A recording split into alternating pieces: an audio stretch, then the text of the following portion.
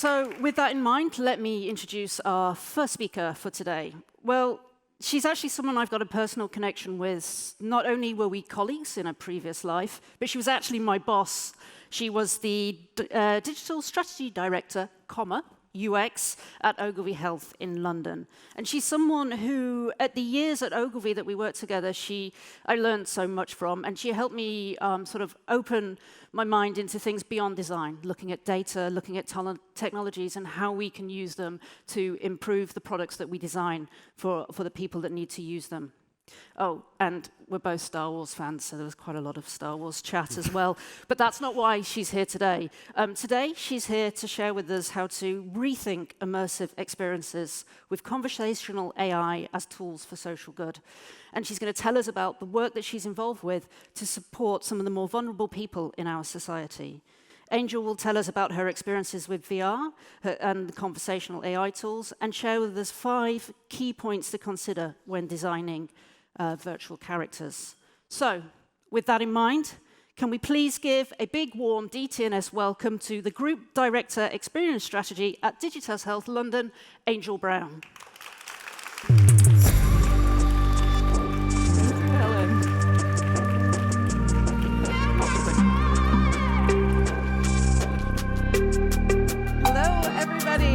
I'm Angel Brown, and I'm from London. I know I sound a bit American, but I've been in London 30 years. I don't know why my accent hasn't changed, but that's how it is. Before we get into the talk, I just want to take a moment, and this is where it all began for me. I'm going to talk today interweaving a project that I've been working on, and this is the inspiration, if you will. This is my mother, and I want you all to think about a time you were sitting on a bench, looking out over the sea, probably, but it doesn't have to be the sea. And just think about that emotion and what it feels to you. I feel like it's kind of a universal human moment. And so that was the original inspiration. So just to tell you a little bit about myself, as Helen said, I'm Group Director of Experience Strategy. I used to be head of UX at Digitas Health and other agencies as well. And my heart is very much that of a designer, so I like nothing better than to be in a room full of my people, if you will. I took what I call a bit of a sabbatical in my last role. I went to work on an analytics team, and I learned a lot about data science. So even though my orientation is very much as a designer, I'm also really passionate about data. And I have a degree in linguistics, so I'm so excited at the recent advances in natural language processing.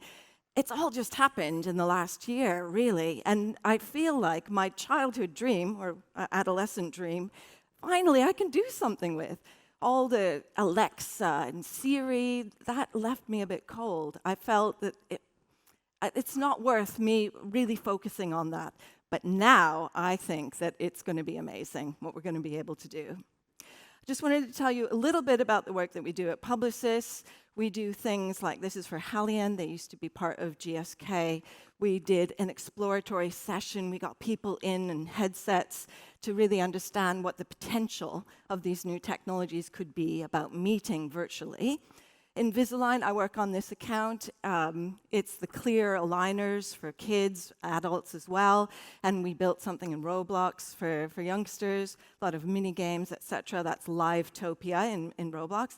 And then importantly, Deutsche Telekom, our colleagues under the Publicis umbrella, Meta Design, I'm sure you'll be familiar with them, they've been looking at brand experience. And so since we're in Germany, I thought, anyone is interested in getting a personal connection to the team that's looking at that at Meta Design, contact me and I'll connect you in directly. So just to set the scene a little bit about the one takeaway that I'd like you to take home is about the changes and how might we start to build confidence about how to, for example, humanize the machine. We know how to design screens. We know how to design websites. We know how to design apps. But what is it like now if we have a different interface? We have the interface of something that's very like ourselves. And you can imagine how complicated the design decisions are going to be when it's not just about thinking about an error message or a prompt, it's about the personality of that character who's delivering the information to you. I believe that these interfaces, and I see this as the new interface we're all going to have to design for, are the most complex that we've ever had to grapple with. And where does AI help? And ensuring that we're doing good. These are very complex issues that we have to be mindful of whenever we're doing any of this. Bias in data, racism, inherent in these models. We're going to have to look after that. We're going to have to prepare in our processes those kinds of checkpoints. I'm going to talk about 5 things to consider, just tips. It's a short presentation, but it's going to get you going, I hope. The first is about your research toolbox. The good news is we've got that covered. Introduce new tools for immersive experience design. We are more comfortable, generally, with 2D, so how do we start thinking about 3D? Designing your AI characters iteratively. I'm going to talk about the pace of change and how, really, you have to do this iteratively. Naturally, we work that way anyway, but absolutely even more so. I'm going to recommend that you do that in this space. Creating strategies for building and maintaining context. It's not about just one transaction. It's about how does this interface, this new human-like interface, show up over time and really feel like we're getting to know a person, a company through a person, if you will. And then last, we're just going to touch on the regulatory issues and ethics along the way. So true to our trade, let's start with a problem. So for me, in this particular project, I felt very strongly that old people are at risk of being left behind. So some stats here about the UK. It works out to about 10 to 20% of older people feel persistently lonely. But isolation also has health impacts. If you are not engaging with people, then you're going to suffer aspects that are as bad as obesity, smoking, and you'll have a much greater risk of dementia. They often have multiple issues, chronic pain, and all of that is exacerbated by the fact they're just on their own. They're locked in. And unfortunately, we have a lot of technologies that can help, but these people often lose the ability to use technology. My father was an engineer. He was great at all the digital stuff. He loved ordering his Amazons, etc. He'd even be posting reviews and things. But towards the end of his life, he couldn't even use his TV remote. And I thought, that's all his life is. He's lying in that bed. The TV is his lifeline in a way. But he would have to watch shows in Spanish because he couldn't figure out how to change the channel. I know cable TV, because that's what he had, it can be complicated. But still, what he was able to do was to use his voice to say to me or a carer, can you change the channel, please? I want to watch something about motor racing. And that stuck in my mind. I thought, okay, now that this new interface allows us to use our voice to ask for what we want, is there a possibility that we can use it to help these old people who really cannot deal with the interfaces? So our initial project hypotheses were that an AI could encourage the user into a conversation in a believably human-like way. The AI could help find experiences that they couldn't normally access. And I'm going to show you some of the experiences from that inspiration at the beginning that made me think, what could we do that they would be interested in? They don't want cartoon-like, childlike stuff, but what were the experiences that they had that mattered that we might be able to replicate?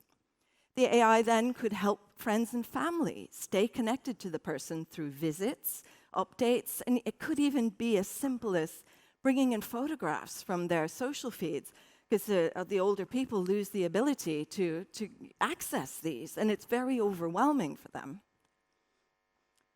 So sets the scene for my project, and now I'm going to talk about the research, and the great news is we've got this one, because we already have that kind of process that is absolutely applicable. I've got some changes to suggest to you, but a secondary research scan for this project is the kind of thing we would all do.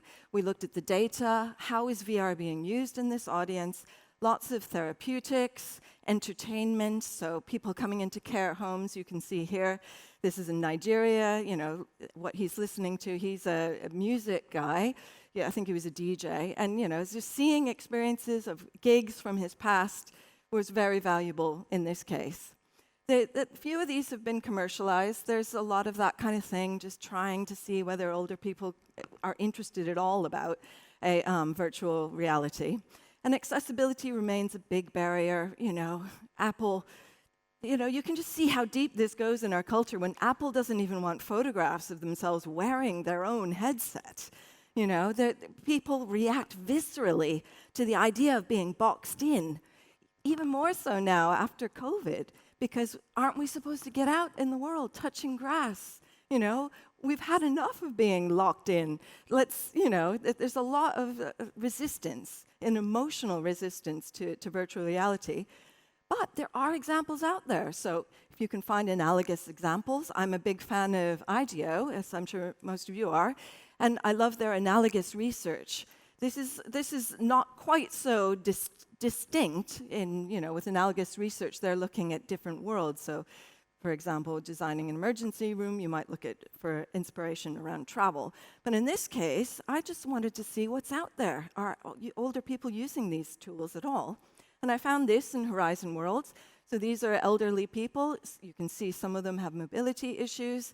So, you know, they're stuck at home. So they are out there, they're doing it. Is it small numbers? Perhaps, but this gave me encouragement. What works for people? Now, figuring out what's possible. I had in my mind, I knew the use case from my research, that older people liked the idea of reliving some of the holidays they'd been on. But I was thinking, it needs to feel real, though, doesn't it? I mean, it needs to make them trigger memories, and triggering memories was something I absolutely wanted to do, because I knew that as you are slipping into mild dementia, having anchors back to your life would have therapeutic value. And so I wanted to make sure that it did trigger things, you know, cognitively. And looking at the examples out there, this one I went into in VR myself, Dubrovnik, just to see what it was like. I did a lot of this type of research, and I found it very valuable. I found it really interesting. This is using photogrammetry, which actually is scanning the real world.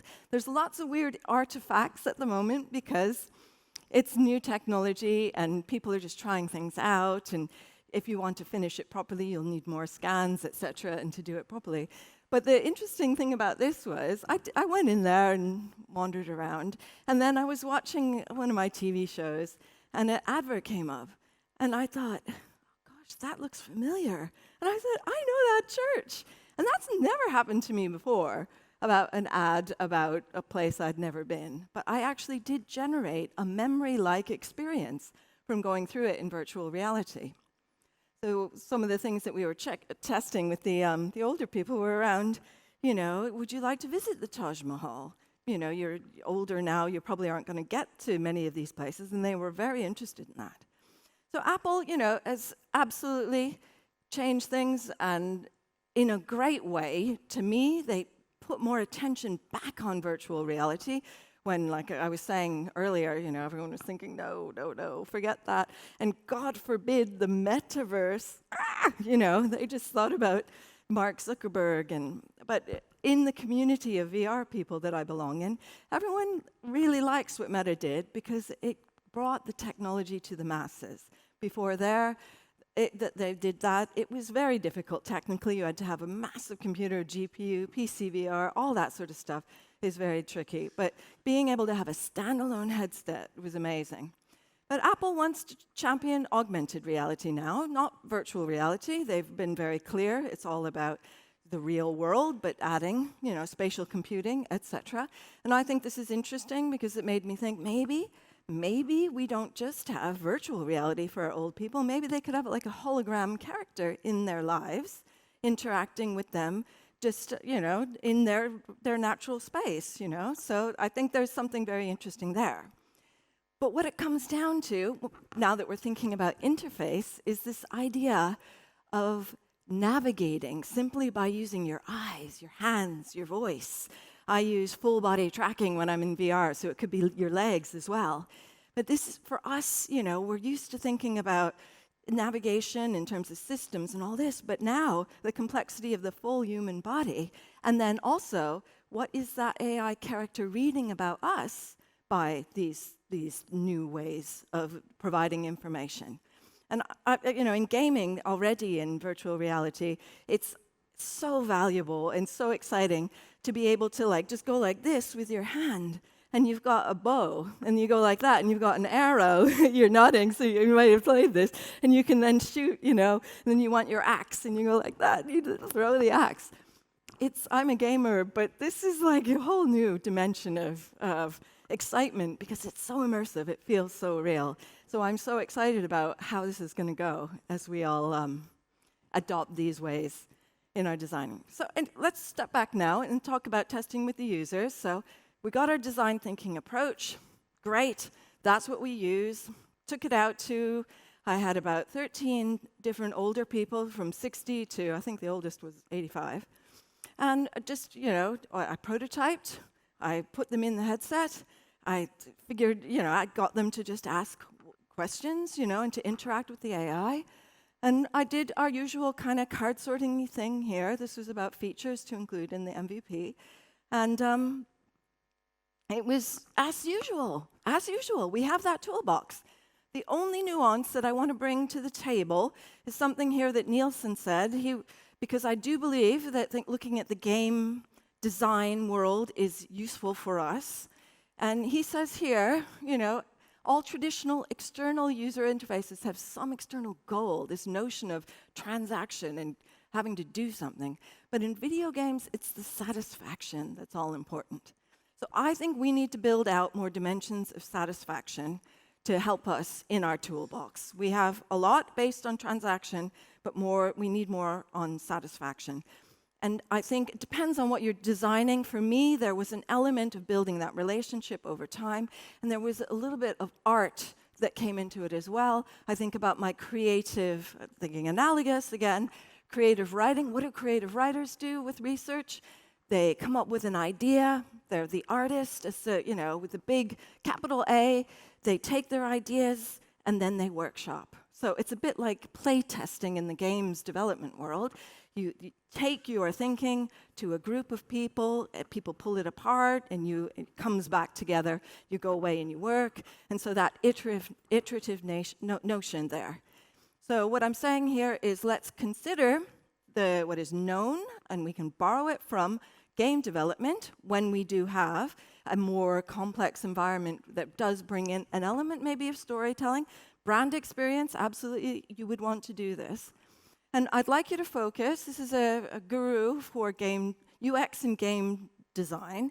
The usability side, I'm not going to go through that because I think we all know that very well. Engageability, so here are some bullet points that I think we need to think about. Motivation, competence, autonomy, relatedness, the meaningful goals and rewards over time, emotion, game feel, you know, presence, surprises, then the game flow, difficulty, pacing, learning curve, all these things will be relevant. So that just gives you a little bit of a taster. Go take a look at her work because she speaks in the way that we do, the same vocabularies. A lot of the other researchers in game design are very orientated around play testing. So they just get people in, test, you know, survey question. But she really speaks our language, so take a look. Okay, now say you want to start sketching and prototyping, something like this. There are tools out there that I just wanted to put this on the table for you. I personally find this quite difficult to do because I haven't quite yet got my head around how you might sketch that kind of, you know, that would be a bit like how we are now with the audience and me here on stage. But these tools do exist, and if you are that way minded, please do take a look at them. I found this quite intuitive, though. Prototyping, gray boxing, it's called. So I made sure that I could use. I started with Unity, and now I'm an Unreal Engine person. So I go in Unreal, and I start boxing out kind of what do I want this space to look like. Here we are in Unreal, and I'm going to be showing you in a second the actual prototype, a video of it. But you can see this is what it looks like in the engine. And if you don't know anything about 3D, what you're trying to do is you're building meshes, which are 3D representations. They look gray. And then you apply materials and textures. So you can see at the bottom, that's what that bit is. A lot of it's like photographs of the real world that then get sort of superimposed onto these meshes. And so to create an environment that looks realistic. Okay, I'm going to play the prototype for you. And what I want you to pay attention is the conversation is kind of the interesting thing here. So you've got your 3D world, and I'm wearing a headset, and I'm talking to my character here. And I just want you to hear and sort of feel the quality of the conversation that we're able to do now. It's very beautiful. Thank you for your kind words. Holly Blue Viewpoint is a really special place. The sea here is so beautiful and peaceful. I'm so glad you like it here too. What can we do here? There are lots of things to do here at Holly Blue Viewpoint. You can watch videos, play games, and explore the virtual spaces. I can also bring friends and family here to join us for a visit. What would you like to do first? Just sit here and talk. Sure thing. What would you like to talk about? What kind of activities do you like to do? I like to read books and use generative art tools like DALL-E and Midjourney. I also like to ask questions about people's lives so that I can get to know them better. I also like to watch videos and play games with friends here in Holly Blue Viewpoint. What kind of activities do you like to do? So I think you can see there, it feels quite human. And in my testing, there was a woman who really hated social media and was really quite anti-digital. She was like, no, my kids do that for me. And I said to her after, does it feel like you can have a conversation? You almost can. And she said, no, you can have a conversation with it. And so even someone who is quite far away, on the kind of open to new technology spectrum, was like, no, you can. There's something here. It was a bit odd. Obviously, everyone thought, I'm not really sure that I could make friends with this. But definitely, there was something interesting there. So the good was we got much further with this initial prototype than we expected to.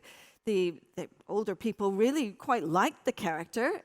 Kind of interestingly, they were not used to VR at all. They never tried it. And so they didn't look around. Like you put a headset on a younger person and they know it's a 3D space and start looking around like this. But older people just sort of focus like straight ahead. And you're like, you can look around, and they kind of do, but then they go back there. And even the AI comes up and sits next to them. I wanted her to sit next to them, so it wasn't like making the conversation the primary aspect of the interaction. I wanted it to be there, and they could still feel like they were looking at the sea, and it was, what do I want to do? Oh, help me do this, watch a video, etc. And they were a helper to the side. But even so, they didn't turn and look at her, which surprised me. So we're thinking now maybe we need to bring her more into the frame. But we also used a butterfly that would direct their eyes. So these are new ways to think about directing attention, because in VR, a lot of the early things have panels, that come up, and it just feels false.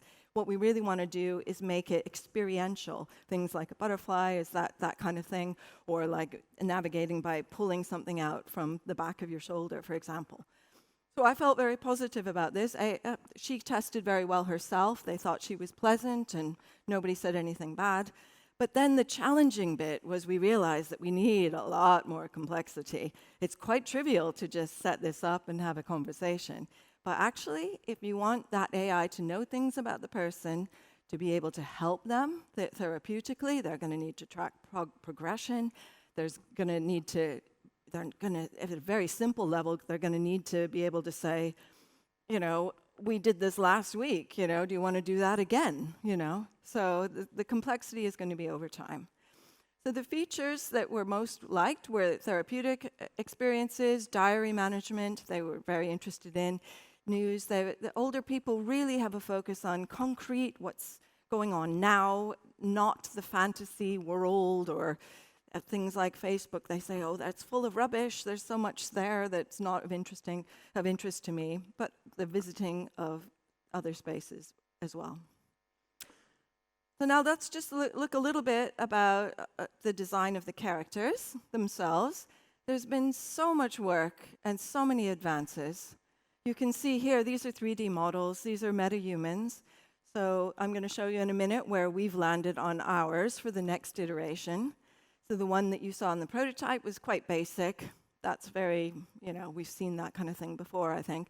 But now we have the ability to do this, and it's where we start to think about the uncanny valley and what's, where we really need to go and consider. So the large language models allow us to go beyond decision tree chatbots.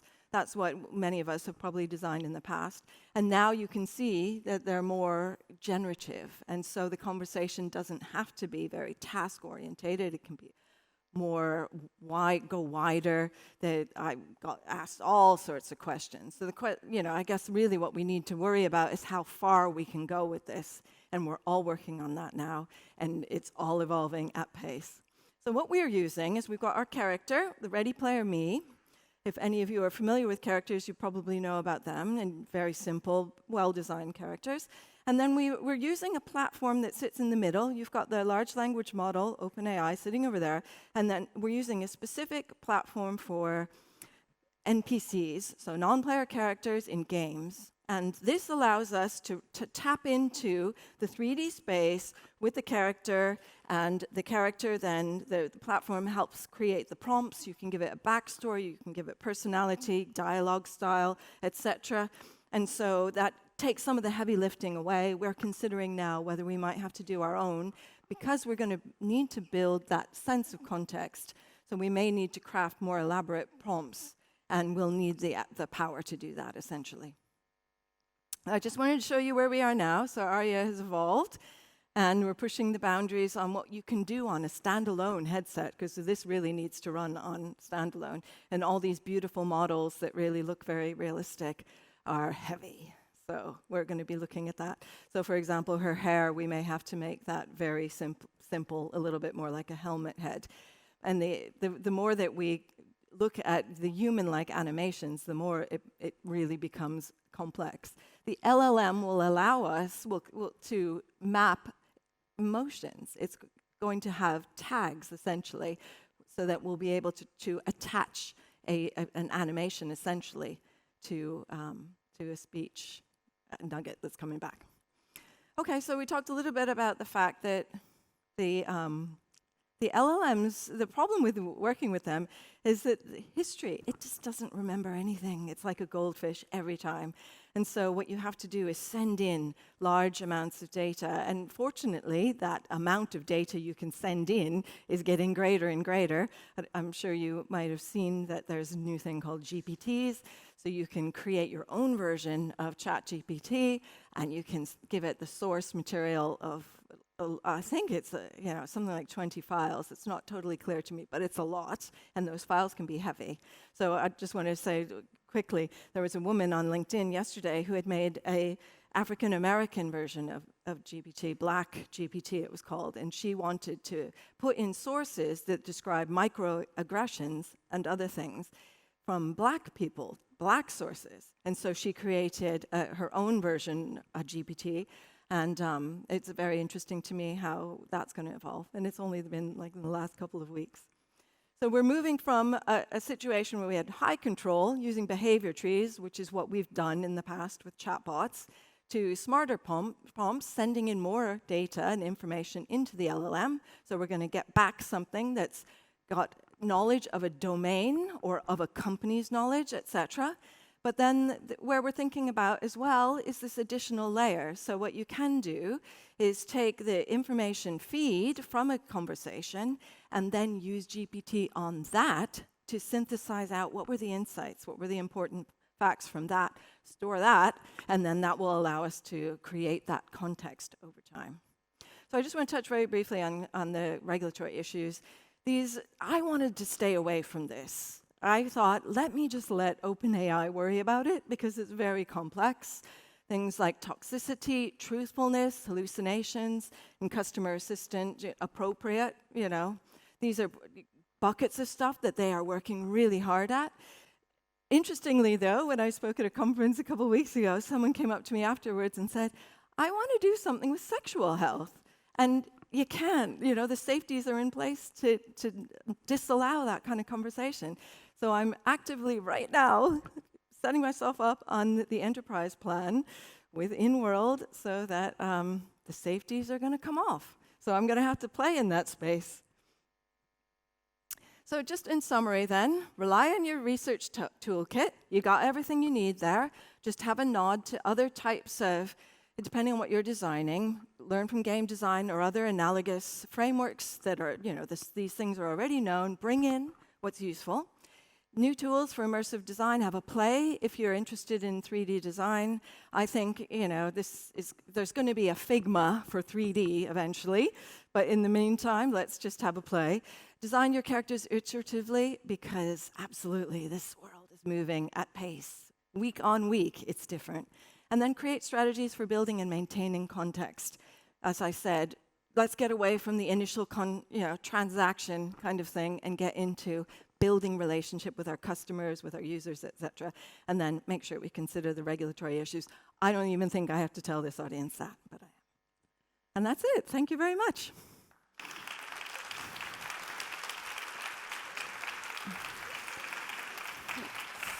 Cool.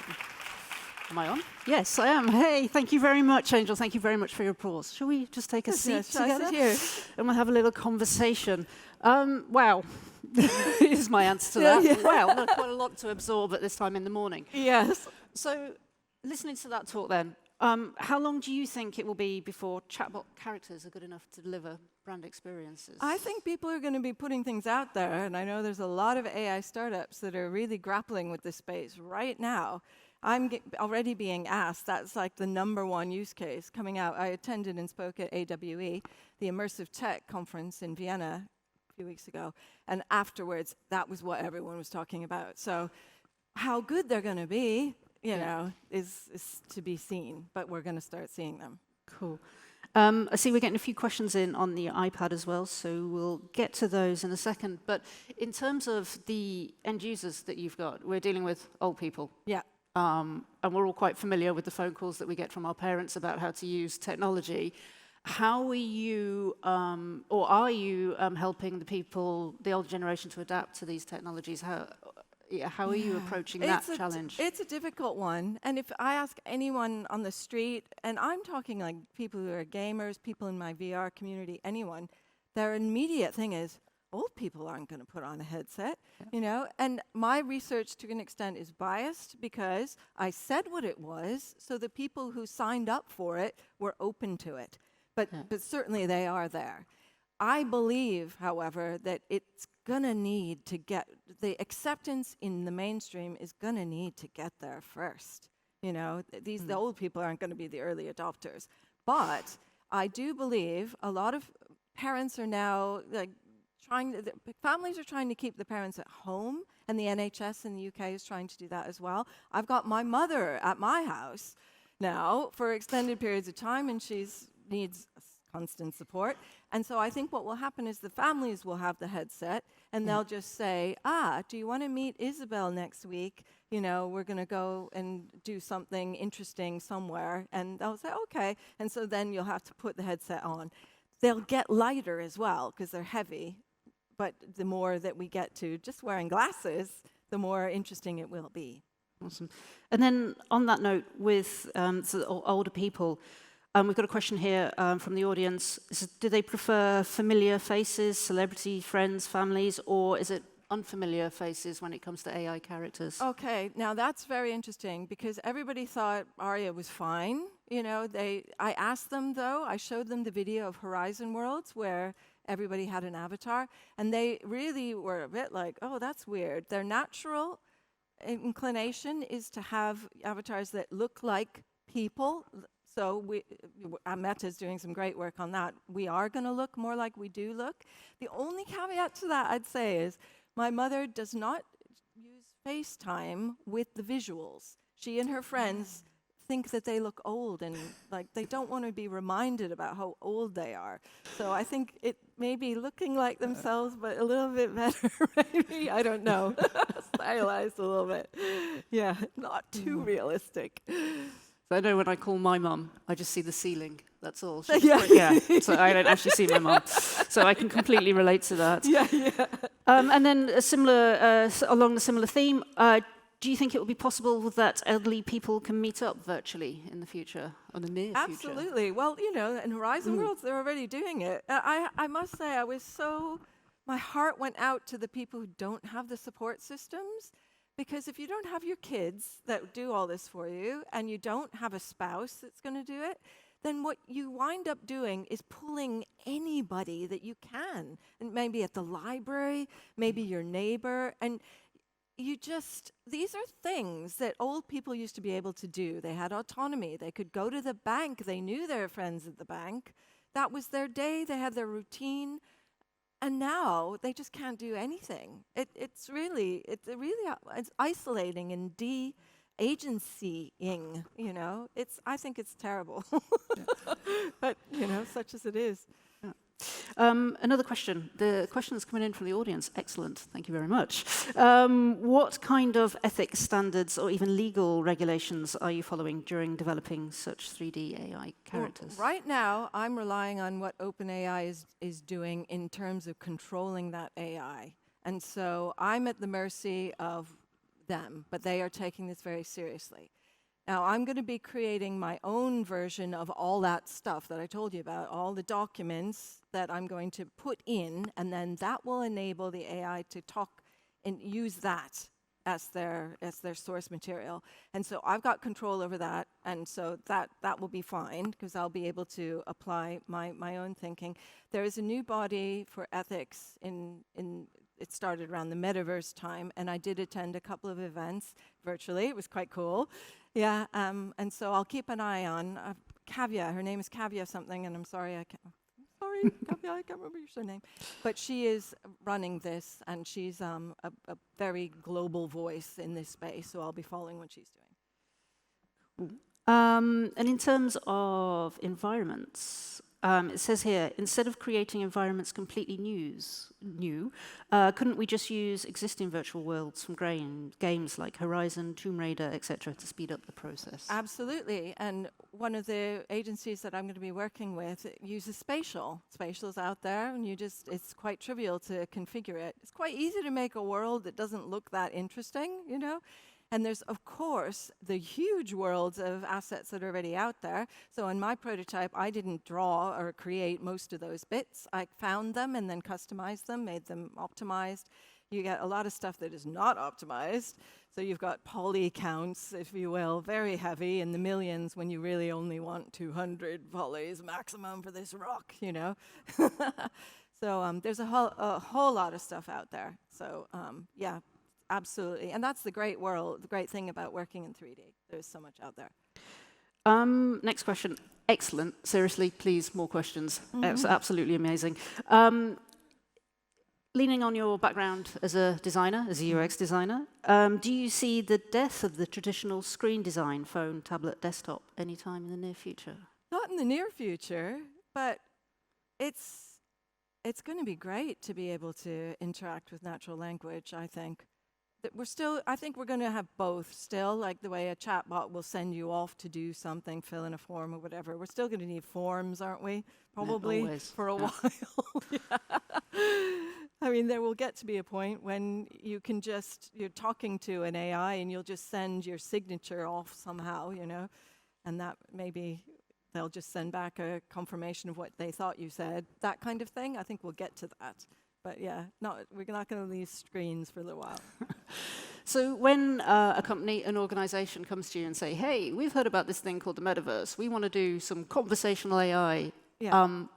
What is the first question, the first thing you say to them? How do you approach this matter? I think this is an emerging field, so I have not really got a checklist yet. Yeah. But with the sexual health one, the first kinds of questions you'll be asking will be around, what is the purpose of this? Is it a brand experience kind of marketing tool just to, for the one around sexual health, I think it's to get new clients in. So it'll be an initial consultation, and then the output will be, you really should, or these are the options, are you interested in any of these options, to have a conversation with a proper counselor. In healthcare, we have to be very, very cognizant of the fact that we cannot replace healthcare professionals. So the counselor could only be very lightweight. So we'd have to establish that kind of space with the client first. You know, what is the purpose of doing this? What are you looking to do? Is it a marketing thing? Is it actually trying to do have therapeutic value? In that case, we've got to draw the line here. And at what point then do we pass them over to the HCP? So it would be around those sorts of questions to start out with. Cool. So we're running out of time, unfortunately. Do you have one final thought that you would like to leave us with today? Anything that... Just get ready for the complexity, because it's coming. It's coming at speed. Cool. Thank you very much. Can we please have a lovely warm round of applause for Angel Brown? Thank you. Thank you. It's great to be here.